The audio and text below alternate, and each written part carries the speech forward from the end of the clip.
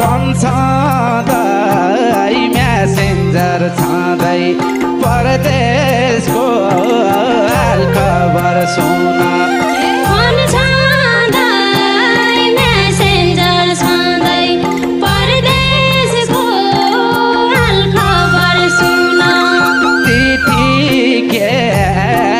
लेखु बहिनी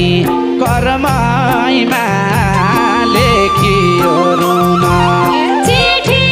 क्यालाई लेखु बहिन करमाइमा लेखियो रुन ढोग दिन्छु दर्शन गर्छु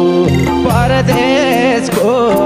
हाल खबर सुन